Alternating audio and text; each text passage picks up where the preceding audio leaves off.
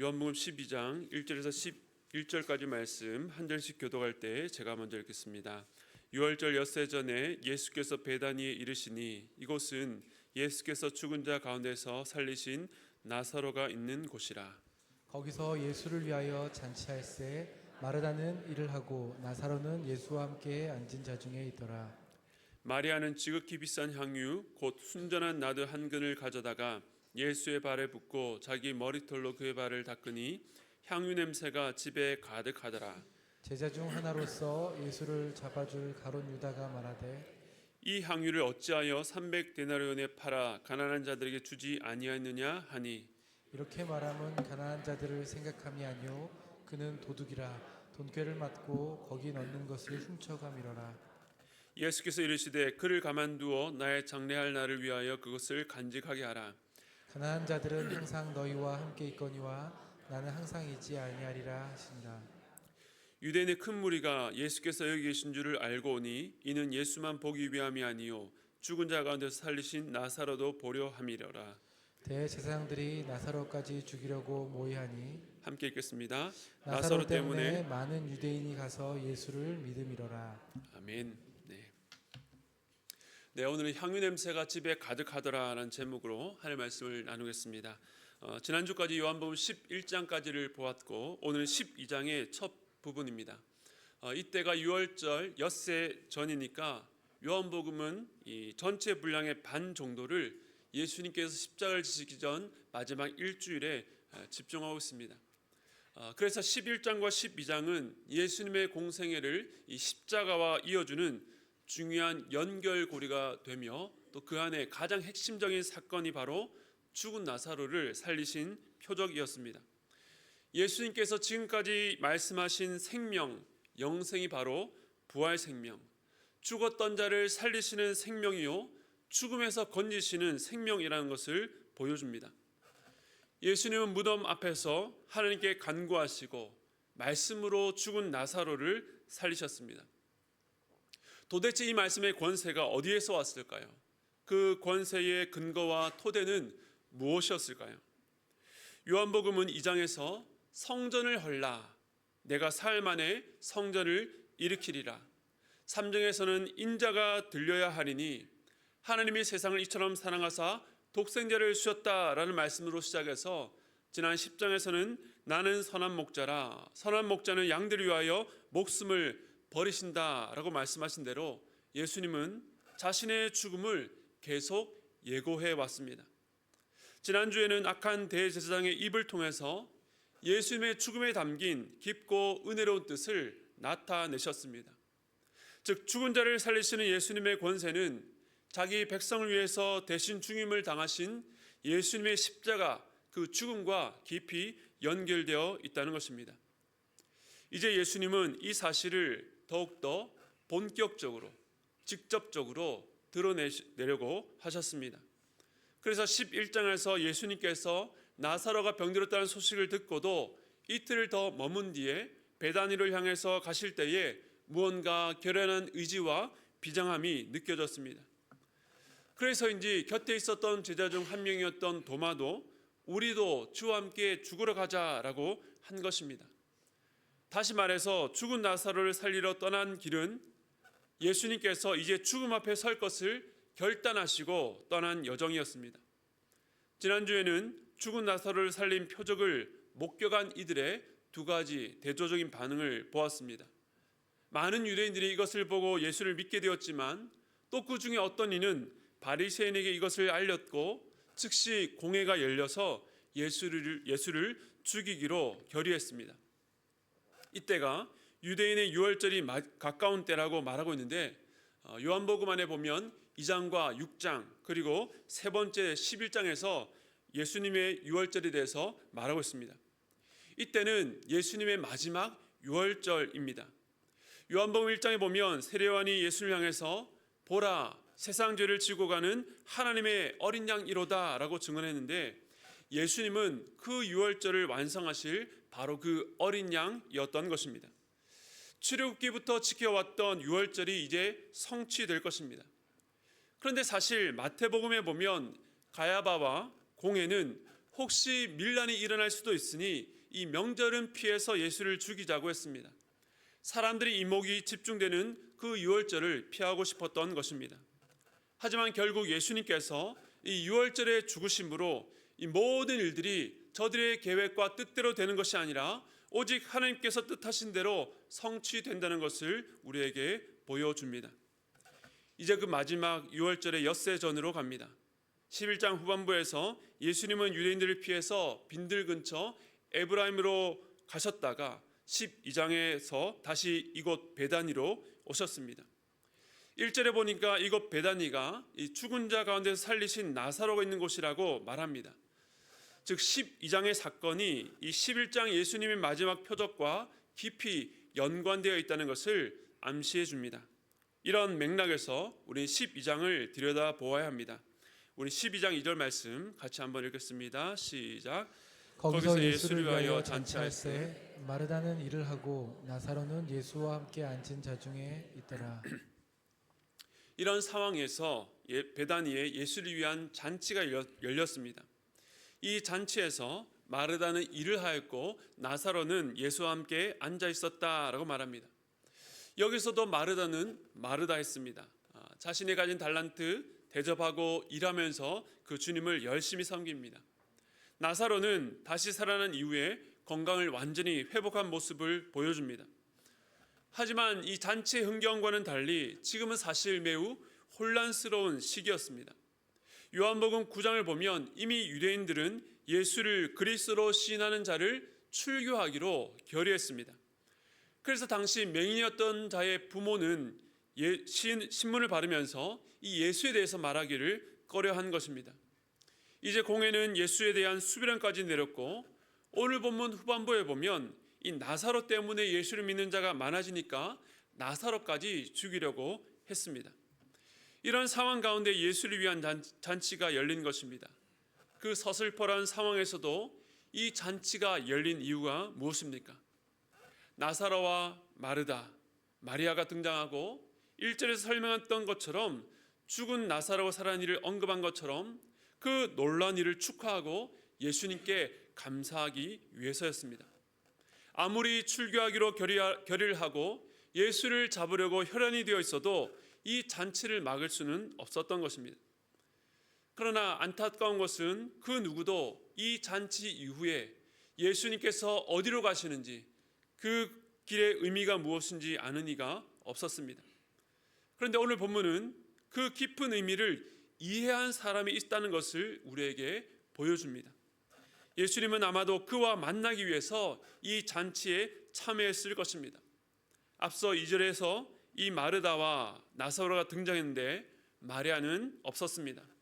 우리는 자연스럽게 마리아의 행방이 궁금해지는데 그녀가 등장해서 모두의 이목을 집중시킵니다.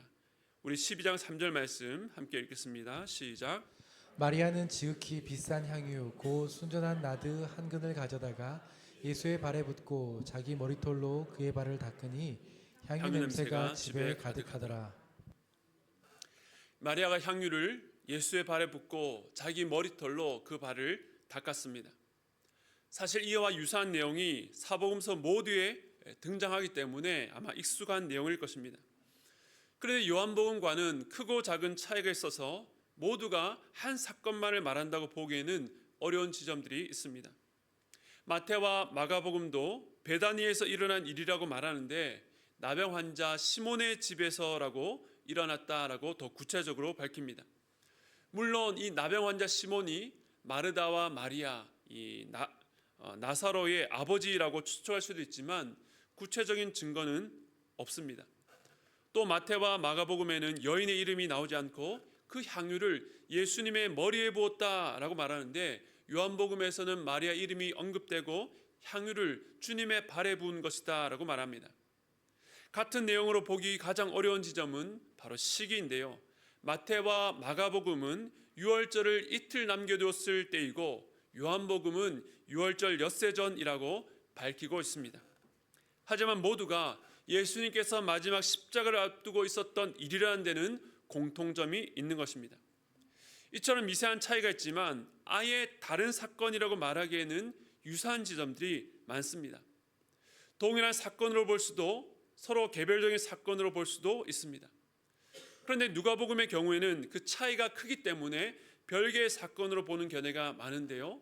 나중에 좀 더 자세하게 말씀을 드리겠습니다. 이처럼 우리가 복음서를 읽다 보면 분명히 동일한 사건인 것 같은데 미세한 차이가 있는 부분들이 있습니다.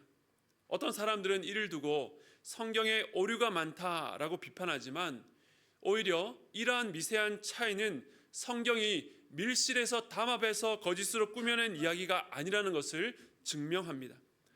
그래서 우리는 복음서 저자들의 다양한 관점에 따라서 상호 보완해 가면서 그 본문에 드러나지 않았던 의미를 다른 복음에서 찾으며 풍성한 의미를 발견할 수가 있는 것입니다. 다시 오늘 본문으로 돌아가서 잔치에서 식사를 하고 있는데 마리아가 와서 순전한 나드 한 근을 예수님의 발에 부었습니다. 오늘날 현대 문화권에서는 식사를 하면 발이 식탁 아래에 들어가기 때문에 마리아가 어떻게 향유를 부었는가 생각되겠지만 유대의 식사 문화에서는 식탁에 몸을 기대고 발은 뒤쪽으로 쭉 뻗어서 거의 누워서 식사를 했습니다. 그러다 보니까 뒤쪽에서 조용히 와서 예수의 발에 향유를 붓기가 수월했을 것입니다. 지금까지 마리아가 보였던 그 모습과는 매우 달리 이례적이었고 파격적인 행동이었습니다. 그녀가 부은 향유 냄새가 온 집안에 가득했습니다. 지난번 무덤 앞에서 예수님께서 죽은 나사로를 살리셨을 때에도 마찬가지처럼 이때도 사람들의 시각과 후각을 사로잡았습니다. 함께 식사하던 자들이 이게 무슨 일인가? 도대체 이 여자가 왜 이러는 건가? 의아했을 것입니다. 그 중에서 가장 크게 이의를 제기한 것은 가룟 유다였습니다. 요한복음 12장 4절과 5절에서 그가 이렇게 말합니다. 제자 중 하나로서 예수를 잡아줄 가룟 유다가 말하되 이 향유를 어찌하여 300데나리온에 팔아 가난한 자들에게 주지 아니하였느냐 하니. 가룟 유다는 돈괴를 맡은 자로 셈법에 아주 능했는데 마리아가 부은 그 양을 보고 즉시로 그 가격을 계산합니다. 300데나리온, 이 향유를 팔면 최소한 300데나리온은 받을 수 있습니다. 당시 한 데나리온이 성인 남성 하루의 품삯이었는데 이 안식일과 절기 일을 쉰다고 생각하면 1년을 꼬박 모아야 돈을 쓰지 않고 모아야 될 정도의 큰 금액이었습니다. 이 값비싼 향유를 발에 쏟아 버리다니 이 돈이면 가난한 사람들을 도울 수 있는데 라고 말하면서 안타까움을 넘어서 분노합니다. 가룟 유다는 마치 이 향유의 주인인 것처럼 자신의 재산을 잃어버린 것처럼 말합니다. 그런데 문제가 무엇입니까? 그는 이 일의 당사자가 아니었습니다. 유다는 지금 값비싼 향유를 예수의 발에 붓고 있는 마리아의 마음과 이 여인의 귀한 헌신을 받으시는 주님의 마음에는 전혀 관심이 없었습니다. 마리아와 예수님 사이에 어떠한 마음과 메시지가 오가는지 그는 전혀 알지 못했던 것입니다. 그런데 그가 이렇게까지 분노한 진짜 이유가 있었습니다. 요한복음 12장 6절 말씀 함께 읽겠습니다. 시작. 이렇게 말함은 가난한 자들을 생각함이 아니요 그는 도둑이라 돈꾀를 맞고 거기에 넣는 것을 훔쳐 가미러라. 그는 사실 가난한 자를 생각해서 그런 말을 한 것이 아니었습니다. 그는 돈 욕심에 사로잡혀서 이 향유가 너무나도 아까웠던 것입니다. 만약 이 향유를 헌물로 팔았다면 그는 300데나리온에 팔아서 돈궤에 넣었다가 몰래 자기 주머니로 옮겼을 것입니다. 그러한 어두운 속내를 숨기고 겉으로는 거룩한 척 위선을 떤 것입니다. 유다는 은혜에 대해서 무죄했고 나중에는 이 은혜와 전혀 관계없는 자라는 것이 드러났습니다. 그렇다면 마리아는 도대체 어떤 마음으로 이런 행동을 했을까요?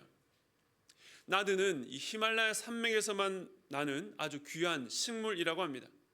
300데나리온이나 되는 값비싼 향유를 예수님께 드린 것이 아니라 그 발에 부었습니다.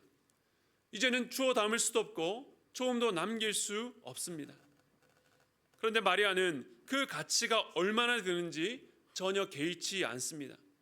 그녀의 머릿속에는 가룟 유다와 같이 빨리 돌아가는 셈법이 작동되지 않았습니다. 우리는 마리아의 행동을 이해하기 위해서 죽은 나사로를 살린 사건으로 돌아가야 됩니다.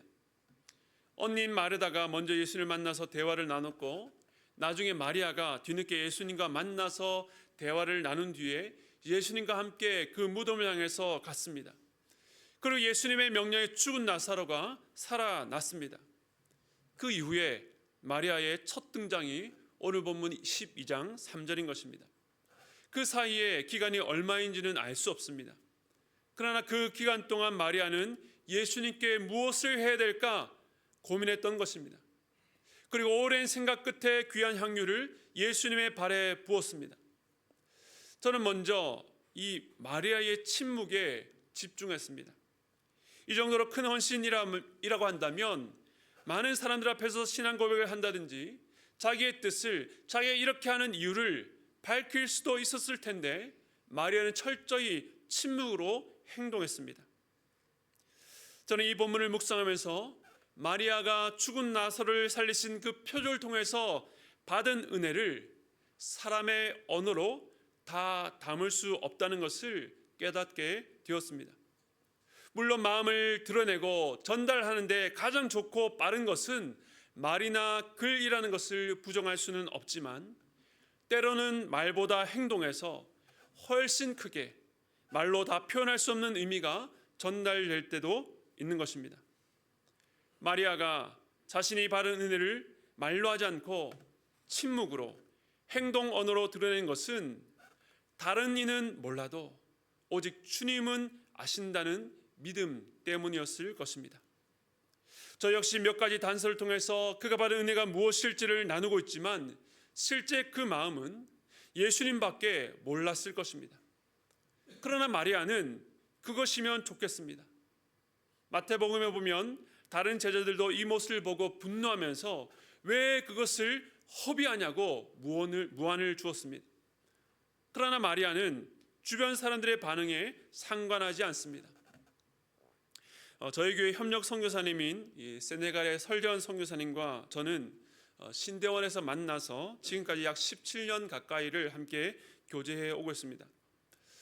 설 선교사님은 인류대학에서 오르간을 전공했고 그 아내인 이혜화 선교사님도 같은 대학에서 지휘를 전공하고 독일의 유학길에 올랐습니다. 그런데 전도 유망했던 음악가 부부가 그 유학생활 동안에 선교사로 헌신하게 되었고 아주 오랜 준비 끝에 2019년에 세네갈로 떠났습니다. 최근에 선교사님이 선교지에서 손가락을 다쳤는데 간단한 치료면 될 것을 제대로 된 치료를 받지 못해서 이제 전공인 피아노는 물론이요 기타조차 전처럼 칠 수 없게 되었습니다. 저는 그 소식을 듣고 너무나도 속이 상했는데 선교사님은 그런 것에 전혀 아쉬움이 없어 보였습니다. 일반 사람들이 도저히 이해할 수 없는 일이죠. 7월 첫 주에 수요예배 때 말씀을 전하러 오시는데 그날 꼭 현장에 오시기 바랍니다. 그날에는 온라인으로 또 영상으로 남기지 않습니다. 오늘 본문에 마리아나 여러 선교사님 그리고 지금도 곳곳에서 주를 위해서 헌신하는 분들이 어떻게 이렇게 아깝지 않은 자신의 모든 것을 다 드려도 아깝지 않은 삶을 살 수 있겠습니까? 우리 마태복음 13장 44절 말씀 우리 함께 읽겠습니다. 시작. 천국은 마치 밭에 감추인 보화와 같으니 사람이 이를 발견한 후 숨겨두고 기뻐하며 돌아가서 자기의 소유를 다 팔아 그 밭을 사느니라. 아멘. 진짜 보화를 발견한 자는 그 밭에 해당하는 값을 지불하는 것이 아니라 자기의 모든 소유를 팔아서 그 밭을 삽니다. 그 보화를 얻기 위해서 자기가 지불한 그 소유를 전혀 아까워하지 않고 오히려 기뻐합니다. 그런데 사람들은 알 수 없습니다. 왜 그렇습니까? 그들에게는 그것이 감춰져 있기 때문에 보이지 않기 때문에 그렇습니다. 오직 발견한 자만 그 기쁨을 누리고 헌신할 수 있습니다. 마리아는 밭에 감추인 보화를 발견한 사람이었습니다. 그래서 자신의 가장 귀한 것을 다 드려도 사람들이 자기에게 무언을 줘도 전혀 아깝지가 않았던 것입니다. 하지만 은혜를 알 수 없는 가룟 유다는 분노합니다. 그 집안의 향유 냄새가 더 강해질수록 그는 더욱더 견디기 힘들었을 것입니다. 이 장면을 보면서 떠오른 말씀이 있는데요. 우리 고린도후서 2장 15절과 16절 말씀 함께 읽겠습니다. 시작.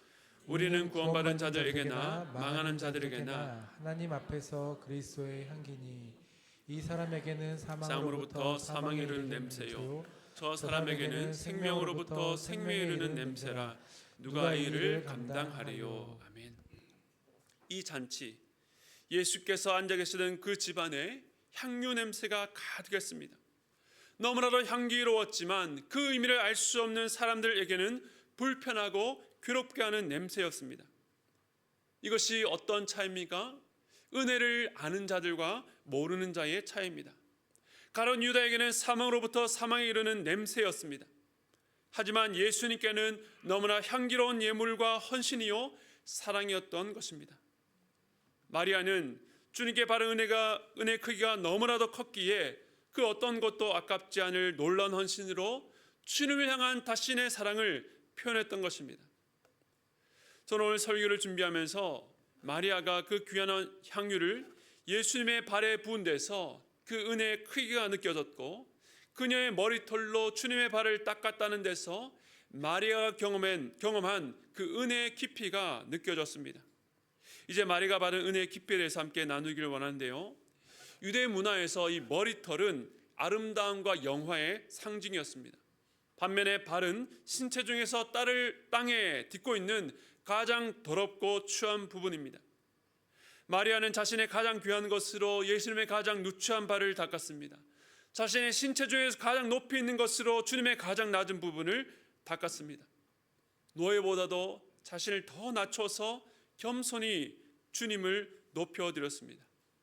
이 은혜의 깊이를 이해하기 위해서 앞서 언급했던 누가복음 7장의 비슷한 사건을 참조할 필요가 있습니다. 거기에 보면 예수님께 옥합을 드린 여인에 대해서 그 동네에 죄를 지은 여인이라고 소개합니다. 아마 창기나 가는 죄를 범했거나 누가 봐도 죄인이라고 소문난 여자였을 것입니다. 그런데 그 여인이 예수님께 옥합을 가져와서 이렇게 행합니다. 누가복음 7장 38절 우리 함께 읽겠습니다. 시작. 예수의 뒤로 없습니까? 네, 제가 읽겠습니다. 예수의 뒤로 그 발 곁에 서서 울며 눈물로 그 발을 적시고 자기 털로 닦고 그 발에 입 맞추고 향유를 부으니. 누가복음 7장은 요한복음과 마찬가지로 여인이 머리털로 발을 닦았다라고 말합니다. 동네에서 죄인으로 정죄된 여자가 눈물로 그 발을 적시고 자기 머리털로 닦는 행동이 어디에서 나올 수 있습니까? 지극히 큰 죄인이 용서받을 수 없는 죄를 용서해 주신 그 주님의 은혜와 사랑을 경험했을 때입니다. 동일하게 오늘 본문에서 마리아는 자기 머리털로 예수님의 발을 닦았습니다. 그러나 마리아는 누가복음 7장의 여인처럼 동네에서 유명한 죄인이 아니었습니다.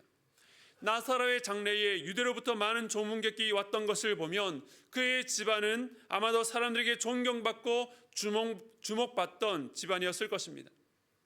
예수님께 그는 이 좋은 편을 택했다는 칭찬을 받을 정도로 생각이 깊고 차분했습니다. 그런데 마리아는 죽은 나사로가 살아나는 표적에서 단지 죽은 나사로가 살아났다는 기쁨이 아니라 놀랍게도 그 속에서 자신의 죄인됨을 깊이 깨닫게 된 것입니다.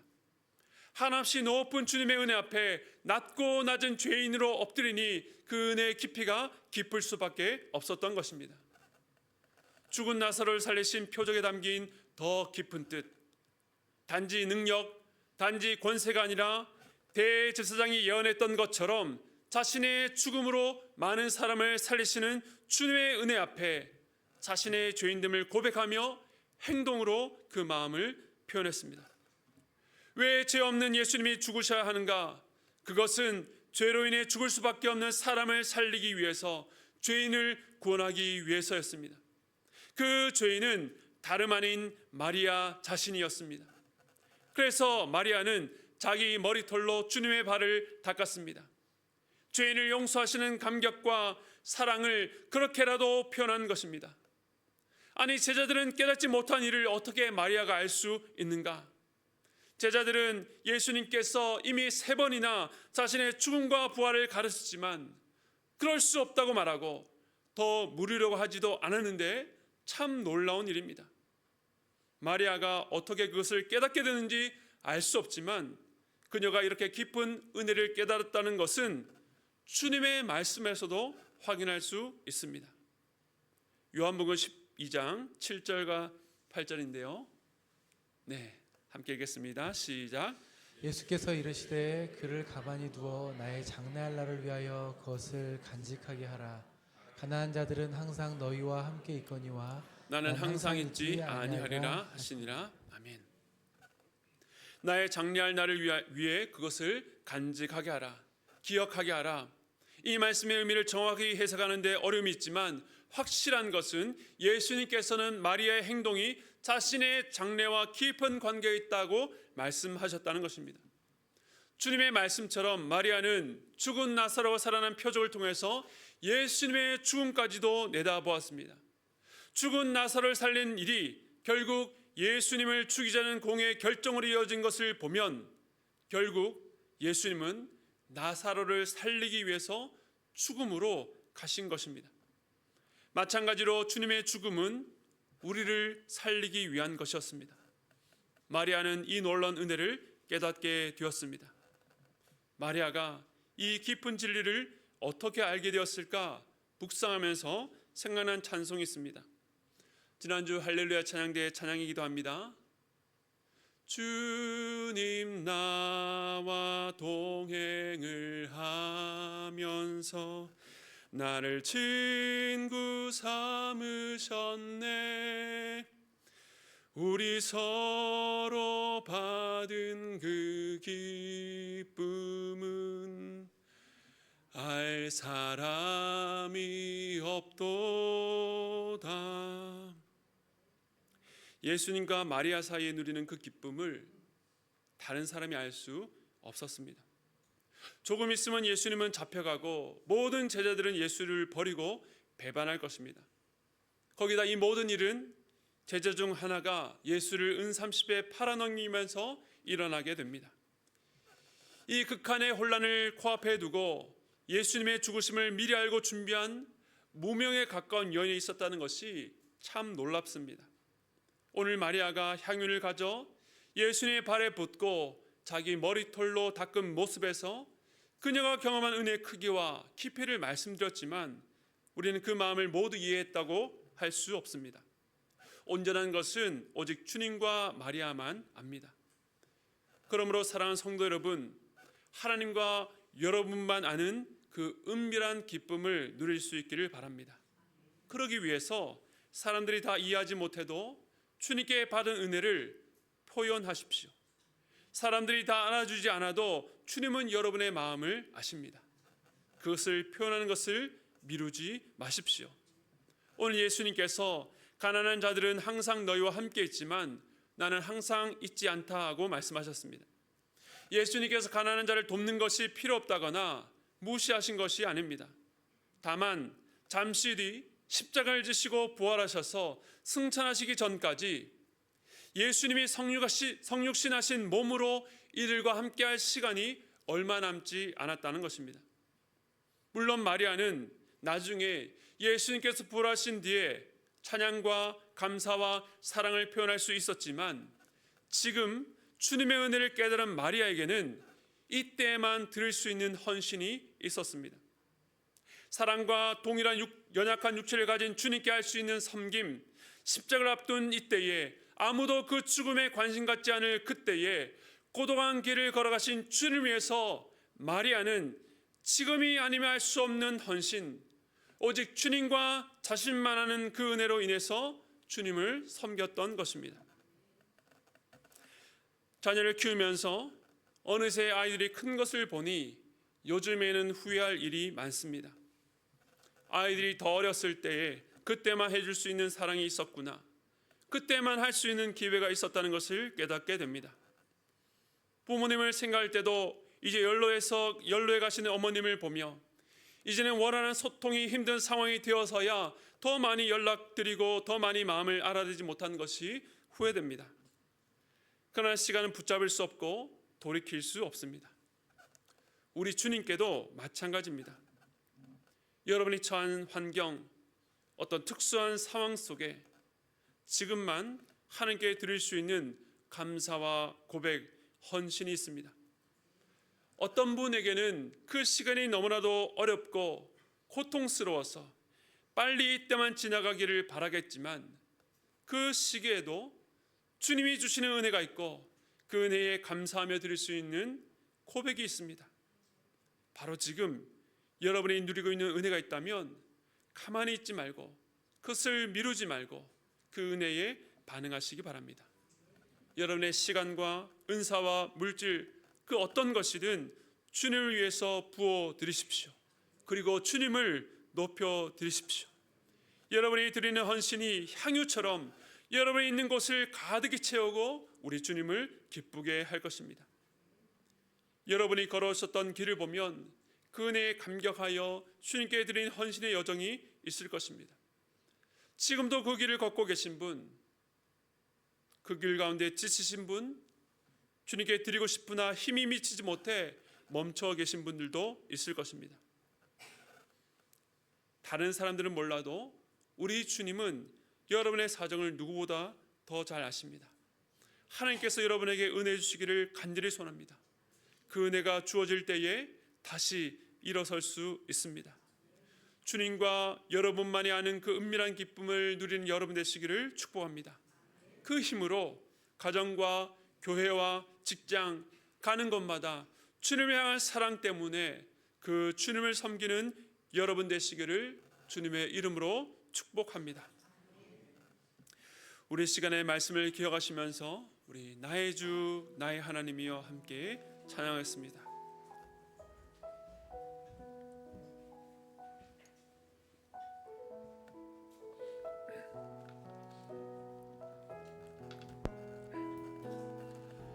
나의 주 나의 하나님이여 주를 경배합니다. 주 사랑하는 나의 마음을 주께서 아시. 우리 다시 한 번 더 고백했습니다. 나의 주 나의 하나님이여 나의 주 나의 하나님이여 주를 경배합니다. 주 사랑하는 나의 마음을 주께서 하시나. 깨뜨릴 옥함 내게 없으며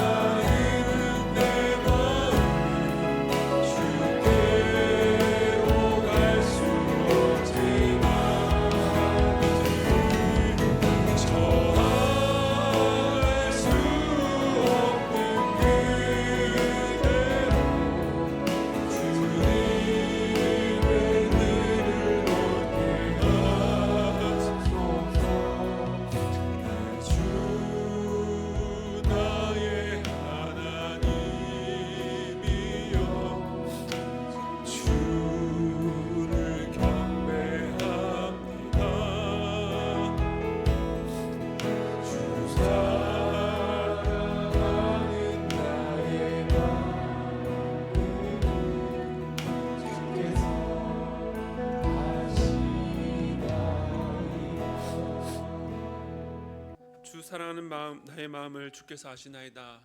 여러분 누구의 고백입니까? 베드로의 고백이죠.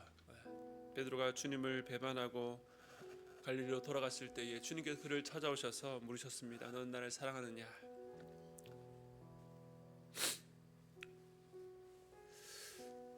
우리도 인간인지라 주를 위해서 또 가족을 위해서 또 우리가 맡겨진 사명을 감당할 때에 우리의 힘으로 다 감당할 수 없어서 또 내가 열심히 한다고 하는데 이것이 주님의 나라에 별로 도움이 되지 않는 것 같아서 참 마음이 무너질 때가 많습니다.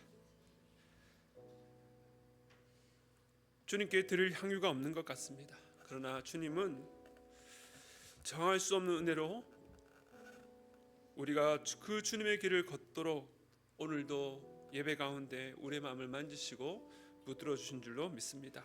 우리 시간 함께 고백할 때에 주님께 감히 드릴 것 없지만 주님 이 시간 나의 마음을 주님께 올려드립니다.